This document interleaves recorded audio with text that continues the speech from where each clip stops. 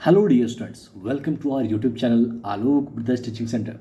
Students, आज जो है हम लोग इस वीडियो में पढ़ने वाले हैं क्लास 10th का चैप्टर नंबर 8 बायोलॉजी का चैप्टर नंबर 3 और चैप्टर का नाम है जीव जनन कैसे करते हैं। जीव जनन कैसे करते हैं। इस वीडियो में जो है हम लोग इस पूरा चैप्टर का रिवीजन करेंगे शॉर्ट में और साथ में 100 MCQ देखेंगे जो VVI MCQ होगा। और याद रखिएगा एग्जाम में यहीं से आएगा, जो बिहार बोर्ड के लिए स्पेशल है, बिहार बोर्ड के लिए स्पेशल है। ठीक है, तो चलिए, मैं हूं आदित्य कुमार भारती और आपका स्वागत है हमारे YouTube channel Alok brothers teaching centre पर। फ्रेंड्स, शुरू करते हैं चैप्टर को बिना टाइम वेस्ट किए। चैप्टर पूरा देखिएगा ताकि आपको समझ में आए, और यदि आपका कोई फ्रेंड होगा तो उससे जरूर ये वीडियो शेयर करिएगा। आइए जानते हैं जनन क्या होता है। चैप्टर का नाम है जीव जनन कैसे करते हैं और फर्स्ट क्वेश्चन है जनन क्या है। तो जनन एक ऐसी प्रक्रिया होती है जिसके द्वारा मनुष्य या फिर कोई भी जीव अपने जैसा नए जीव का उत्पादन करता है या उत्पन्न करता है, अपने जैसे नए जीवों को उत्पन्न करता है, उसे क्या कहते हैं? जनन कहते हैं। आखिर जनन का क्या महत्व होता है? तो जनन का महत्व होता है कि प्रजाति की निरंतरता बनाए रखना, यानी अपने प्रजाति को निरंतर पृथ्वी पर स्थापित करके रखना। दूसरा, जनसंख्या को स्थिर रखना, यानी जनसंख्या को कम नहीं होने देना। दूसरा, आनुवांशिक जानकारी का स्थानांतरण, यानी DNA का स्थानांतरण करना। अब आते हैं फ्रेंड्स, जनन के कितने प्रकार होते हैं? तो जनन के 2 प्रकार होते हैं। एक होता है अलैंगिक जनन, जिसको हम लोग कहते हैं एसेक्सुअल रिप्रोडक्शन। दूसरा होता है लैंगिक जनन, जिसको कहते हैं सेक्सुअल रिप्रोडक्शन। एसेक्सुअल रिप्रोडक्शन किसको कहते हैं? तो जिस जनन में केवल एक यानी एक पेरेंट भाग लेते हैं उसे अलैंगिक जनन कहते हैं, और इसमें जाइगोट का फॉर्मेशन नहीं होता है। किस में नहीं होता है? तो एसेक्सुअल रिप्रोडक्शन में जाइगोट का फॉर्मेशन नहीं होता है, यानी अलैंगिक प्रजनन में जाइगोट नहीं बनता है। ध्यान से सुनिएगा, तब जाके आपका जो नेक्स्ट 100 MCQ है वो आपको याद हो जाएगा एक बार में ही। इसकी क्या विशेषताएं हैं? तो एक ही जनक होता है। दूसरा, संतान समान रहता है, क्लोन रहता है, यानी जैसे पेरेंट रहेगा वैसा ही उसका बच्चा भी रहेगा, सेम टू सेम, थोड़ा भी चेंज नहीं, मतलब 99% चेंज नहीं होता है, 1% में होता है। दूसरा, प्रक्रिया तेज होती है, यानी ये जल्दी बन जाता है। तीसरा, विविधता नहीं होती है।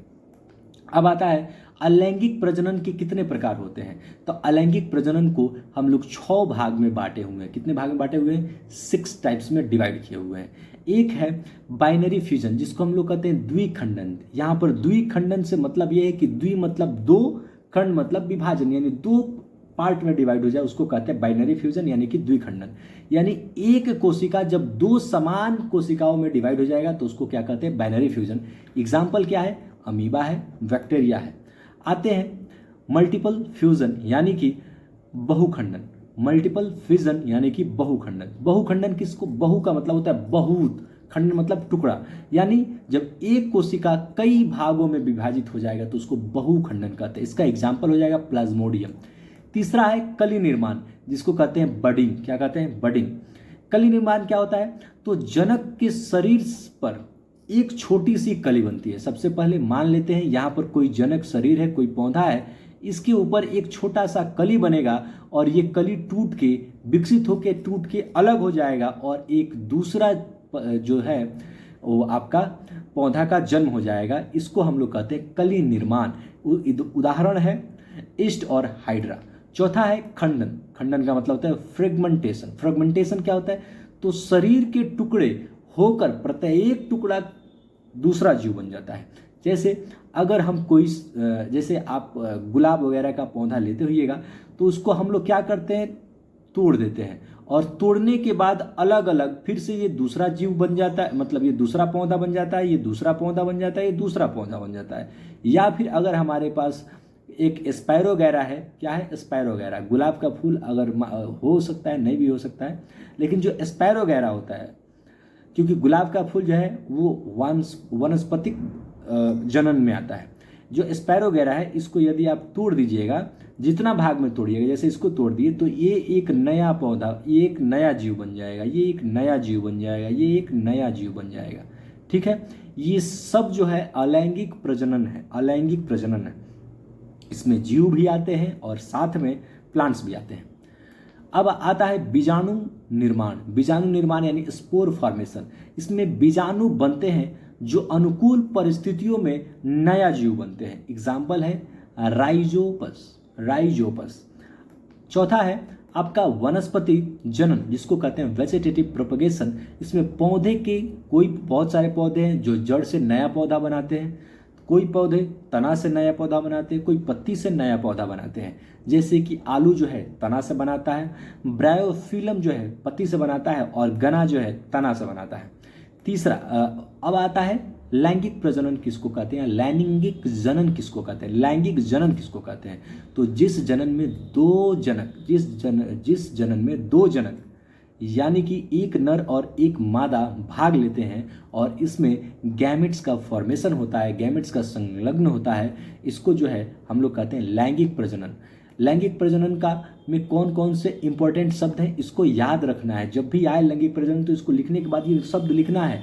क्या, गैमेट्स का फॉर्मेशन होता है। गैमेट कौन कौन, एक नर गैमेट है जिसको हम लोग शुक्राणु कहते हैं, क्वेश्चन आ जाता है नर गैमेट को क्या कहते हैं, शुक्राणु। मादा गैमेट को क्या कहते हैं, अंडाणु। उसके बाद होता है निषेचन। निषेचन का मतलब होता है फर्टिलाइजेशन। निषेचन का मतलब क्या होता है, फर्टिलाइजेशन, जिसमें गैमेट का संलग्न होता है। ये जब दोनों गैमेट मिलेगा, शुक्राणु और अंडाणु दोनों मिलेगा, तब होगा निषेचन, फर्टिलाइजेशन। और फिर जब फर्टिलाइजेशन होगा तो जाइगोट का फॉर्मेशन होगा। जाइगोट यानी युग्मज बनेगा, जिसको हम निषेचन के बाद बनने वाली कोशिका कहते हैं। और जैसे युग्मज बनेगा, जाइगोट बनेगा, तब आपका भ्रूण बन जाएगा, जिसको एम्ब्रियो कहते हैं। और हाल में चल रहा है भ्रूण हत्या बंद करो, यानी जो कुख में ही बच्चों को मार दिया जाता है उसको बंद करो, ये नारा भी चला हुआ था। तो भ्रूण यानी एम्ब्रियो का विकास होता है, यानी युग्मज से विकसित अवस्था को, युग्मज से यानी जाइगोट से विकसित अवस्था को क्या कहते हैं, भ्रूण यानी कि एम्ब्रियो कहते हैं। तीसरा आता है, अब आता है मानव जनन। मानव में जनन कैसे होता है, यानी ह्यूमन रिप्रोडक्शन कैसे होता है, ह्यूमन प्रोडक्शन कैसे होता है। तो नर जनन तंत्र में क्या क्या आता है, एक आता है वृषण। वृषण का मतलब होता है जहां पर शुक्राणु का जन्म होता है, जिसको कहते हैं हम लोग वृषण। एक है शुक्रवाहिनी। शुक्रवाहिनी का मतलब है कि जो शुक्राणु को ले जाने का एक रास्ता है, जिसको हम लोग कहते हैं शुक्रवाहिनी। अब आता है हमारा मादा जनन तंत्र। क्या आता है, मादा जनन तंत्र। मादा जनन तंत्र में एक आता है अंडाशय। अंडाशय का मतलब होता है अंडाणु बनता है जहाँ, अंडाशय अंडाणु जहाँ बनता है। फिर अंडवाहिनी, जहाँ निषेचन की स्थान, क्या होता है ये, निषेचन की स्थान। फिर आता है गर्भाशय, यानी भ्रूण का विकास होता है। यहाँ पर प्रक्रिया क्या क्या था, तो वही सबसे पहले निषेचन हुआ है, यानी फर्टिलाइजेशन हुआ है। फर्टिलाइजेशन कैसे हुआ, तो male gamete plus female gamete का मिलन से आपका निषेचन हुआ है। फिर निषेचन कहाँ हुआ है, तो अंडवाहिनी में हुआ है। फिर युग्मज बना है, युग्मज यानी कि जाइगोट बना है। फिर आपका भ्रूण बना है, यानी कि एम्ब्रियो बना है। और अब गर्भ का विकास होने लगेगा। अगला पॉइंट है हमारे पास प्लेजेंटा। क्या है, व्हाट इज प्लेजेंटा, यानी कि प्लेजेंटा को इंग्लिश में प्लेजेंटा ही कहते हैं। प्लेजेंटा क्या है, तो भ्रूण और माँ के बीच जो पोषण और गैसों का आदान प्रदान होता है। भ्रूण यानी जो शिशु गर्भ में पल रहा है वो, और उसके माँ के बीच जो भी आदान प्रदान हो रहा है किसका, गैसों और पोषण तत्व का, उसको हम लोग क्या कहते हैं, प्लेजेंटा कहते हैं। ठीक है, अगला टॉपिक है पौधों में जन्म, रिप्रोडक्शन इन प्लांट। और ये प्लांट का जो रिप्रोडक्शन होगा ये सेक्सुअल रिप्रोडक्शन होगा। कौन सा रिप्रोडक्शन होगा, सेक्सुअल रिप्रोडक्शन। एक में आता है पॉलिनेशन, यानी परागन। परागन भी एक तरीका का सेक्सुअल रिप्रोडक्शन होता है जो प्लांट में होता है। परागन का पराग कोश से वर्तिकाग्र तथा स्थानांतरण होता है। परागन का दो प्रकार होता है, एक होता है स्वपरागन यानी सेल्फ पॉलिनेशन, और दूसरा है पर परागण यानी कि क्रॉस पॉलिनेशन। सेल्फ परागण यानी सेल्फ जो पॉलिनेशन होता है, स्वपरागन, वो फूलों में होता है और कम विविधता वाले में होता है। जो क्रॉस पॉलिनेशन होता है ये दूसरे फूल में होता है और ये अधिक विविधता होता है इसमें। ठीक है, परागन का माध्यम क्या है, माने कैसे परागन होता है, मतलब पॉलिनेशन होगा तो एक हवा के माध्यम से होगा, दूसरा जल के माध्यम होगा और तीसरा कोई कीटाणु या फिर जानवर के माध्यम से होता है परागण। चलिए अगला टॉपिक है हमारा निषेचन। कौन सा टॉपिक है? निषेचन। निषेचन क्या होता है? तो परागण जो होता है अंडाणु से मिलता है, उसी को हम लोग निषेचन कहते हैं। सॉरी, परागण क्या है? तो अंडाणु से मिलने का जो माध्यम जो तरीका है उसको हम लोग परागण कहते हैं। इसमें युग्मज का निर्माण होता है, इसको निषेचन कहते हैं। दूसरा, फल और बीज का निर्माण। अंडाशय है फल और अंडाणु है बीज। अंडाशय है फल और अंडाणु है बीज। आता है पांचवा, डीएनए और आनुवांशिकता क्या है? डीएनए का फुल फॉर्म होता है deoxyribonucleic acid. Deoxyribonucleic acid परिभाषा क्या है? तो यह वह अणु है जो आनुवांशिक जानकारी को संग्रहित करता है। यह वह अणु है जो आनुवांशिक जानकारी, यानी पेरेंट में यदि कोई कमी बेसी है तो उसके बच्चे में भी वो कमी बेसी हो सकता है। ये उसी को दर दर आगे बढ़ाते रहता है। पेरेंट पढ़ा लिखा है, मतलब पेरेंट का दिमाग तेज चलता है तो उसके बच्चे का दिमाग भी तेज चलेगा। कार्य क्या है? कार्य तो गुणों का स्थानांतरण। डीएनए का कार्य क्या है? तो गुणों का स्थानांतरण या विविधता उत्पन्न करना। क्या होता है? विविधता उत्पन्न करना। अब आता है गुणसूत्र, यानी क्रोमोजोम क्या है? तो क्रोमोजोम हम मानव में 46 होता है, यानी 23 जोड़े 23 जोड़े क्रोमोजोम होता है मानव में, यानी कि नाभिक में पाए जाते हैं। ये कहाँ पाए जाते हैं? तो नाभिक में पाए जाते हैं। छठा है अलैंगिक वर्सेस लैंगिक। हमारा जो छठा टॉपिक है, ये क्या है? टॉपिक है।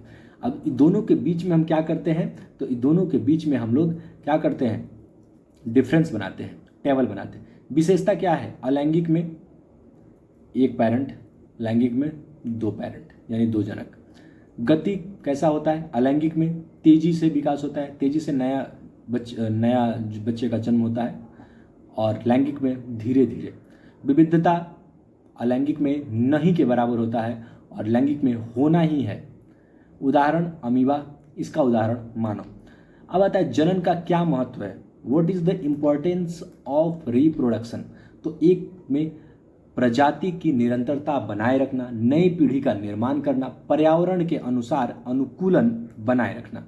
एग्जाम में टिप्स है, एग्जाम के लिए इसको याद रखिएगा। डिफिनेशन आपको सबका याद रखना है, क्योंकि डिफिनेशन एग्जाम में पूछे जाते हैं, 2 से 3 मार्क्स के आते हैं, 2 नंबर वाले क्वेश्चन में आता है।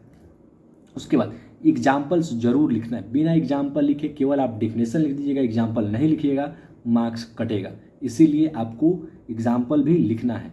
दूसरा डिफरेंस टेबल, यदि डिफरेंस पूछे लैंगिक अलैंगिक में तो आपको बनाना है, डिफरेंस टेबल बनाना है।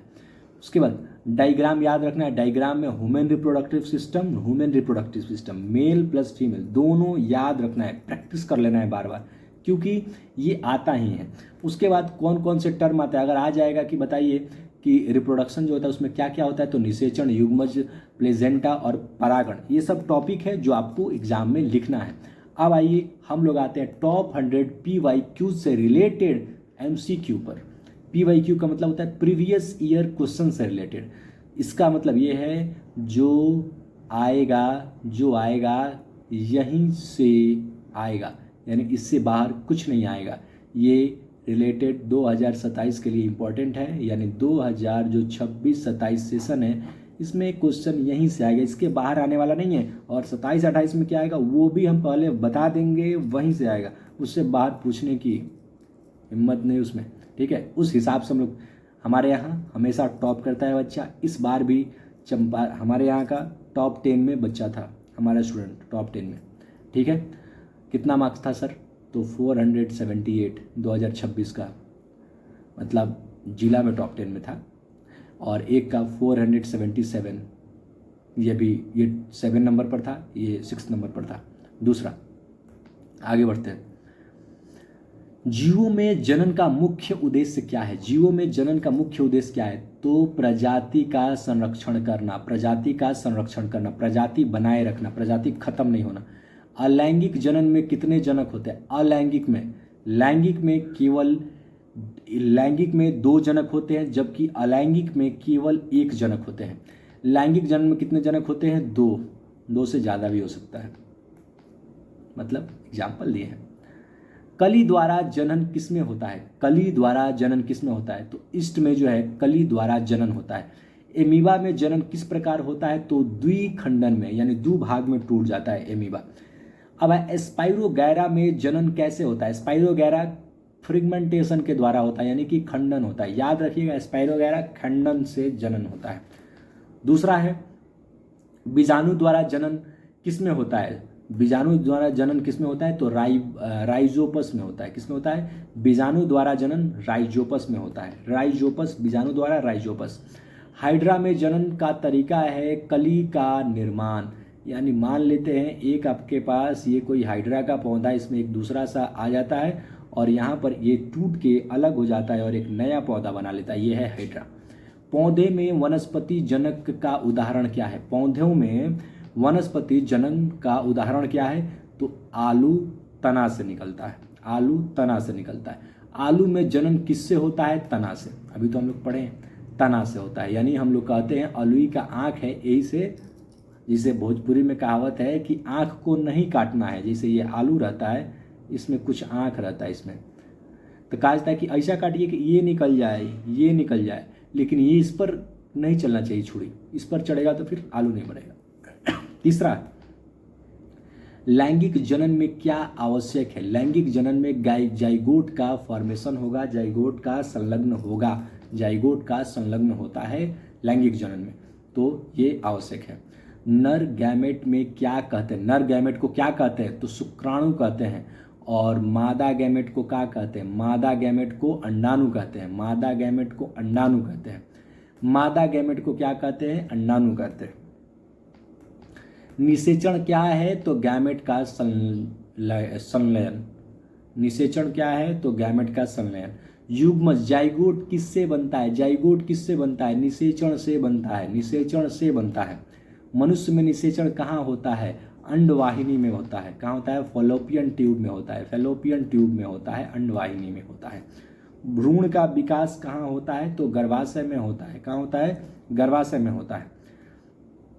पौधों का परागण, पौधों में परागण क्या है? तो पराग का स्थानांतरण होता है। पराग का स्थानांतरण परागण कहलाता है। स्वपरागण में परागण किस पर गिरता है? तो उसी फूल के वर्णी काग्र पर गिरता है। उसी फूल के वर्ती काग्र पर गिरता है। स्वपरागण में परागण किस पर गिरता है? तो उसी फूल के वर्ती काग्र पर गिरता है। ठीक है। अब है परागण में पराग कहाँ से आता है? परागण में पराग दूसरे फूलों पर से आ सकता है, दूसरे फूलों पर आ सकता है। परागण में सहायक नहीं है। क्या सहायक नहीं है? मिट्टी सहायक नहीं है, क्योंकि परागण होता है हवा के द्वारा, कीट के द्वारा, पत्ती के द्वारा, जानवर के द्वारा भी होता है। बीज का निर्माण किसके बाद होता है? तो बीज का निर्माण निषेचन के बाद होता है। बीज का निर्माण किसके बाद होता है? तो निषेचन के बाद होता है। फल किससे बनता है? अंडाशय में बनता है। अंडाशय से बनता है। फल किससे बनता है? अंडाशय से। अलैंगिक जनन का लाभ क्या है? तेजी से वृद्धि। अलैंगिक जनन तेजी से वृद्धि होता है, जबकि लैंगिक जनन में धीरे धीरे वृद्धि होता है। लैंगिक जनन का लाभ है कि विविधता होता ही है। लैंगिक जनन में विविधता होता ही है, यानी parent cell is not same to same the daughter cell या बच्चा चाइल्ड सेल। ठीक है। डीएनए का पूरा नाम क्या है? Deoxyribonucleic acid. Deoxyribonucleic acid. आनुवांशिकता किससे संबंधित है? डीएनए से संबंधित है। आनुवांशिकता किससे संबंधित है? डीएनए से संबंधित है। गुणसूत्र कहाँ पाए जाते हैं? नाभिक में पाए जाते हैं गुणसूत्र। गुणसूत्र कहाँ पाए जाते हैं? नाभिक में पाए जाते हैं। मानव में होता है 46 गो गुणसूत्र। कौ गो गुणसूत्र होता है? 46 गो। मानव में गुणसूत्रों की संख्या कितनी होती है? 46 होती है, यानी कि 23 जोड़ा। 23 जोड़ा। लैंगिक जनन में विविधता क्यों होती है? क्योंकि डीएनए का मिश्रण होता है। इसमें 2 गो डीएनए का मिश्रण होता है। कितने डीएनए का मिश्रण होता है? 2 गो। एक होता है मादा का और एक होता है नर का। क्लोन क्या है? तो समान जीव। क्लोन क्या है? समान जीव। क्लोन क्या है? समान जीव। हाइड्रा की कली कहाँ बनती है? शरीर पर बनती है उसके। हाइड्रा की कली उसके शरीर पर बनेगी, बाद में टूट जाएगी। बीजाणु किस में बनेगा? बीजाणु किस में बनते हैं? तो एस्पैरोजियम में बनते हैं। बीजाणु किस में बनते हैं? तो एस्पैरोजियम में बनते हैं। अंकुर के लिए आवश्यक है जल भी, वायु भी और ताप भी। जल भी, वायु भी और ताप भी। भ्रूण किससे विकसित होता है? तो भ्रूण युग्मज से विकसित होता है। किससे विकसित होता है? युग्मज से। पौधों में नर गैमेट कहाँ बनता है? तो परागण में बनता है। पौधों में नर गैमेट कहाँ बनता है? तो परागण। मादा गैमेट कहाँ बनता है? मादा गैमेट अंडाशय में बनता है। मादा गैमेट अंडाशय में बनता है। मनुष्य में शुक्राणु कहाँ बनते हैं? मनुष्य में शुक्राणु वृषण में बनते हैं। मनुष्य में शुक्राणु वृषण में और महिला में अंडाशय में। अंडाणु कहाँ बनते हैं? अंडाशय में बनते हैं। अंडाशय में बनते हैं। भ्रूण को पोषण कहाँ से मिलता है? तो प्लेजेंटा प्रक्रिया से मिलता है भ्रूण में पोषण। इसमें पोषण में क्या क्या मिलेगा? तो आपको मिलेगा फूड बने भोजन, और प्लस में आपका क्या बनेगा? एयर, यानी कि ब्रीदिंग, सांस लेना सांस छोड़ना, ये सब आएगा उसी से। अलैंगिक जनन में विविधता होती है? अलैंगिक जनन में विविधता नहीं होती है। कभी नहीं होती। अलैंगिक जनन में विविधता कभी नहीं होती है। डीएनए का कार्य क्या है? डीएनए का कार्य है सूचना को संग्रह करना और नेक्स्ट जनरेशन में प्रोवाइड कर देना। जनन की प्रक्रिया क्यों आवश्यक है? जनन की प्रक्रिया प्रजाति को निरंतर बनाए रखने के लिए आवश्यक है। ईस्ट में कितने तेजी से जनन होता है? तो ईस्ट जो है ये एक अलैंगिक प्रजनन मतलब जीव है, तो इसीलिए इसमें तेज प्रजनन होगा। पौधों में वनस्पति जनन का क्या फायदा है? पौधों में वनस्पति जनन का फायदा है तेजी से नए पौधे आएंगे। तेजी से नए पौधे आएंगे। बहुखंडन किसमें होता है? प्लाज्मोडियम में बहुखंडन होता है। बहुखंडन होता है प्लाज्मोडियम में बहुखंडन होता है। निषेचन के बाद क्या बनता है? निषेचन के बाद युग्मज का निर्माण होता है। युग्मज का निर्माण होता है निषेचन के बाद। बीज की बाहरी आवरण क्या कहलाती है? तो बीजावरण कहलाती है। यहाँ पर बीजावरण कहलाती है। क्या कहलाती है? बीजावरण कहलाती है। परागण कहाँ बनते हैं? परागकण कहाँ बनते हैं? तो परागकण परागकोश में बनते हैं, एंथर में बनते हैं। परागण परागकोश यानी कि एंथर में बनते हैं। लैंगिक जनन में कौन सी प्रक्रिया होती है? तो निषेचन होती है। लैंगिक जनन में निषेचन होती है। अलैंगिक जनन में उत्पन्न संतान कैसी होती है? समान होती है। अलैंगिक में समान होती है। अलैंगिक में समान होती है, जबकि लैंगिक में असमान होती है। विविधता होती है लैंगिक में और अलैंगिक में समान। बैक्टीरिया में जनन का तरीका क्या है? वहीं द्विखंडन है। बैक्टीरिया में जनन द्विखंडन है। उसका प्लाज्मोडियम में जनन होता है बहुखंडन। प्लाज्मोडियम ब्लास्ट करता है, ब्रस्ट करता है, बहुखंडन।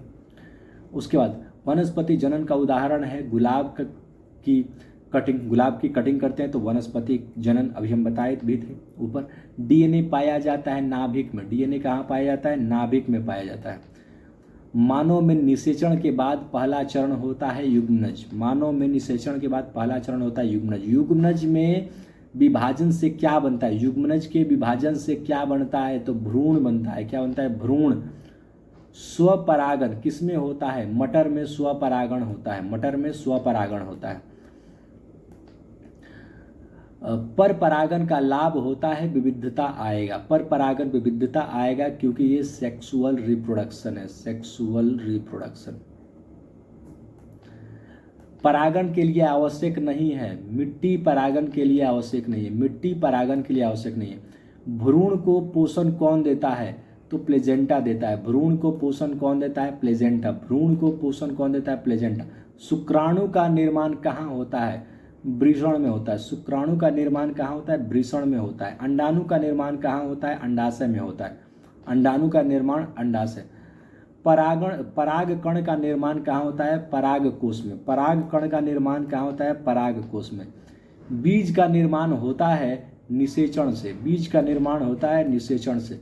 फल का निर्माण होता है अंडाशय से। फल का निर्माण होता है अंडाशय से। उसके बाद स्पाइरोगैरा जनन करता है खंडन विधि द्वारा। स्पाइरोगैरा जनन करेगा खंडन से। हाइड्रा में जनन होता है कली निर्माण। हाइड्रा में जनन होता है कली निर्माण से। ईस्ट में जनन होगा कली निर्माण से। हाइड्रा और ईस्ट से कली निर्माण। अमीबा में जनन होगा द्विखंडन, अमीबा में जनन होगा द्विखंडन, अमीबा में जनन होगा द्विखंडन। बीजाणु द्वारा जनन किस में होता है? तो बीजाणु द्वारा राइजोपस, बीजाणु द्वारा राइजोपस, बीजाणु द्वारा राइजोपस। अलैंगिक जनन का मुख्य लाभ क्या है? तेजी से होता है। लैंगिक जनन का आवश्यक क्यों है? क्योंकि दो जनक, लैंगिक जनन में दो जनक होता है, लैंगिक जनन में दो जनक होता है। निषेचन की प्रक्रिया क्या होती है? निषेचन का मतलब होता है गाइमेट का संलग्न, यानी गाइमेट का फॉर्मेशन। मानव में भ्रूण कहाँ विकसित होता है? मानव में भ्रूण गर्भाशय में विकसित होगा। कहाँ होगा? गर्भाशय में, वो भी लेडीज में। गुणसूत्र पाए जाते हैं नाभिक में, कितने हैं मानव में? तो 23 जोड़ा, 23 जोड़ा यानी 46 ठो। मानव में गुणसूत्रों की संख्या होती है 46। ये क्वेश्चन बार बार पूछे जाते हैं, इसलिए दोबारा ये क्वेश्चन को डाला गया है। डीएनए का कार्य क्या है? तो सूचना संग्रह करना। डीएनए का कार्य क्या है? सूचना संग्रह करना। क्लोन का मतलब होता है समान जीव, समान जीव, समान जीव। क्लोन का कार्य होता है समान जीव। विविधता किसमें अधिक होती है? अलैंगिक प्रजनन में नहीं, लैंगिक प्रजनन में। विविधता किसमें अधिक होती है? लैंगिक प्रजनन में, अलैंगिक में होता ही नहीं है। 81 नंबर क्वेश्चन आ गया। अंकुरण के लिए आवश्यक कौन है? तो जल, वायु और ताप तीनों होगा, तब जाके अंकुरण होगा। बीज की बाहरी आवरण कहलाता है बीजावरण, बीज की बाहरी आवरण कहलाता है बीजावरण। Friends, like, comment, COMMENT and subscribe जरूर करिएगा, बिकॉज आप देख सकते हैं कितना मेहनत से एक दर पर बैठे हुए बोल ही रहे हैं। 83 नंबर क्वेश्चन, नर गैमेट कहलाता है, और ये बहुत इंपॉर्टेंट क्वेश्चन भी है, important, very very important question. ठीक है, वेरी वेरी इंपॉर्टेंट क्वेश्चन है, इसीलिए लाइक कमेंट करवे करिएगा। नर गैमेट शुक्राणु कहलाता है, और अंडाणु कौन कहलाएगा? Female gamete. मादा गैमेट अंडाणु कहलाएगा। इसमें 2 4 5 क्वेश्चन रिपीट किए हैं, बिकॉज वो क्वेश्चन बार बार रिपीटेड है इसीलिए, या फिर उस क्वेश्चन के आधार पर हम क्वेश्चन सेट किए हुए थे और प्रीवियस ईयर क्वेश्चन में वही क्वेश्चन हमको दिख गया, इसीलिए सेम टू सेम छाप दिए। युग्मनज बनता है निषेचन से, युग्मनज बनता है निषेचन से। फिर पौधों में परागण होता है, पौधों में परागण होता है फूलों में, पौधों में परागण होगा फूल में, पौधों में परागण होगा फूल में। वनस्पति जनक में कौन भाग लेगा? तो जड़, तना और पत्ती तीनों, वनस्पति जन में तीनों, जड़, तना और पत्ती तीनों। बैक्टीरिया जनन करता है द्विखंडन के द्वारा, बैक्टीरिया द्विखंडन के द्वारा। प्लेजेंटा का अर्थ होता है पोषण देना, श्वसन देना, सब मिला के पोषण देना। भ्रूण किसका विकास होता है? भ्रूण किससे विकास होता है? तो युग्मनज से भ्रूण बनता है, युग्मनज से भ्रूण बनता है। परागण में पराग जाता है, इतना देर से स्क्रीन पर देखा जा रहा है, थोड़ा सा इधर उधर तो हो ही जाता है।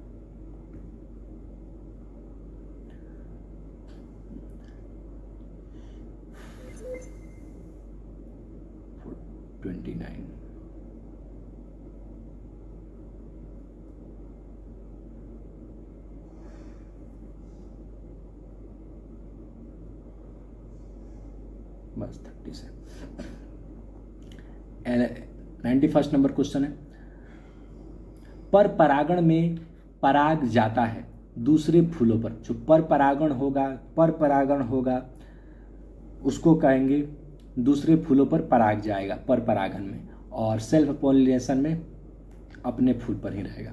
स्वपरागण में समानता होता है, स्वपरागण का परिणाम है समानता। अलैंगिक जनन की विधि होती है, अलैंगिक जनन में विविधता होती है? नहीं, अलैंगिक जनन में विविधता नहीं होती है। लैंगिक जनन का मुख्य लाभ है क्योंकि यहाँ पर विविधता है। जीवों में जनन क्यों आवश्यक है? क्योंकि प्रजाति को निरंतर बनाए रखने के लिए।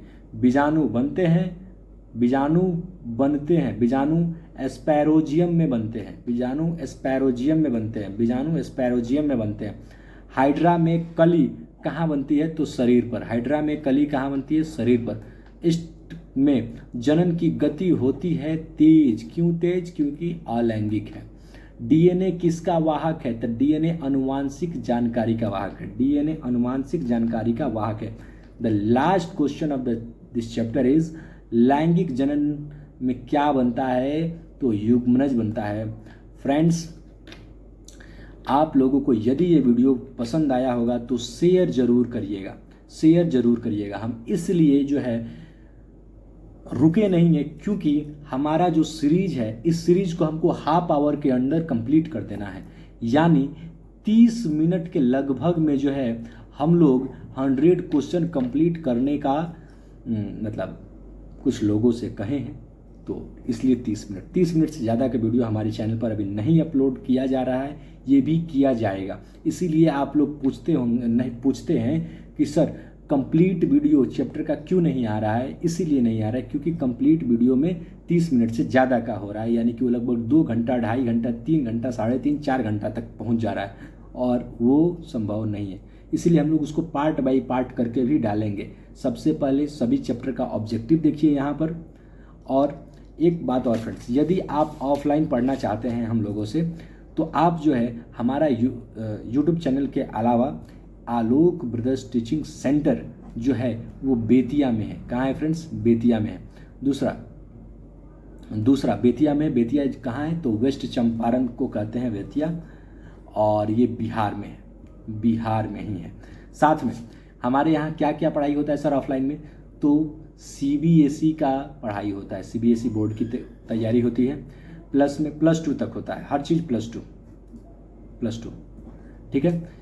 BSEB तो आप अभी पढ़ ही रहे हैं। साथ में ICSE, ये सब ऑफलाइन में उपलब्ध है। ICSE, CBSE और BSEB तीनों ऑफलाइन में उपलब्ध है, लेकिन ऑनलाइन में CBSE और BSEB दोनों तो उपलब्ध है। साथ में हमारी क्या विशेषताएं हैं सर? तो हमारे यहाँ पढ़ने से कुछ ना कुछ तो फायदा होगा, तभी तो पढ़िएगा, नहीं तो पढ़िएगा क्यों सर? तो हमारे यहाँ शिक्षित टीचर्स के द्वारा आपको पढ़ाया जाता है। दूसरा, डेली होमवर्क चेक होता है। इससे आपका जो है आप रेगुलरिटी बढ़ता है, बच्चा को होमवर्क इनकम्प्लीट करने की आदत नहीं रहती है, जिसके कारण वो एग्जाम में अच्छा से अच्छा स्कोर करता है। इसीलिए हमारे यहाँ का बिहार बोर्ड का भी स्कोर रहता है 95% से ज़्यादा। दूसरा, सबसे कम नंबर बिहार बोर्ड का हमारा आया है इस बार, और वो है 392 नंबर। सबसे कम नंबर है, सबसे कम, इससे कम नहीं। दूसरा, साप्ताहिक और मानसिक जांच परीक्षा भी होती है, यानी हर सप्ताह परीक्षा होगी, हर सप्ताह सैटरडे या संडे के दिन। क्यों सर संडे के दिन बंद नहीं रहता है? बंद नहीं रहता है। 10th क्लास का बैच संडे का बंद नहीं रहता है, 12th क्लास का बैच संडे को बंद नहीं रहता है। दूसरा, कमजोर छात्र पर विशेष ध्यान दिया जाता है, उसको 4 घंटा तक पढ़ाया जाता है, 5 घंटा तक पढ़ाया जाता है, जब तक वो उस लेवल के नहीं हो जाए। हर बैच 2 घंटा से ज़्यादा का होता है, 2 आवर से ज़्यादा का होता है। सभी छात्र को इंग्लिश स्पोकन जो है सिखाया जाता है, इंग्लिश स्पोकन सिखाया जाता है। टॉप में रखने की गारंटी है, और एकदम हमारे यहाँ इंग्लिश स्पोकन का कोर्स भी चलता है 90 डेज़ का। अगर आप ऑफलाइन में चाहें तो ये सब पढ़ सकते हैं, ऑनलाइन में पढ़ ही सकते हैं, कोई दिक्कत नहीं। दूसरा, यदि आपको इस चैप्टर का PDF चाहिए, क्या चाहिए? PDF, तो आप जो है 8507063299 पर मैसेज कर सकते हैं, अपना क्लास, अपना लोकेशन लिखकर, सबका PDF। ये अभी जो नोट्स हम इसमें डाले थे वो शॉर्ट नोट्स है। हमारे यहाँ का जो नोट्स होता है उससे बाहर आज तक क्वेश्चन नहीं पूछा गया है। लगभग 8 साल से हमारा क्वेश्चन रन कर रहा है, और 8 साल में हमारे नोट्स का बाहर का एक भी क्वेश्चन नहीं आया है। सारे के सारे क्वेश्चन हमारे नोट से ही आते हैं, चाहे वो सब्जेक्टिव हो या फिर ऑब्जेक्टिव हो। तो उसके लिए तो आपको ऑफलाइन में आना पड़ेगा, वो ऑफलाइन के लिए ही सुविधा है, क्योंकि टॉप कराने की गारंटी ऑफलाइन में है। ऑनलाइन में आप टॉप कर सकते हैं अपने दम पर, ऑब्जेक्टिव वगैरह सब्जेक्टिव वगैरह सब आपको मिलेगा, ठीक है। तो मिलते हैं नेक्स्ट वीडियो में, तब तक के लिए जय हिंद, भारत माता की जय।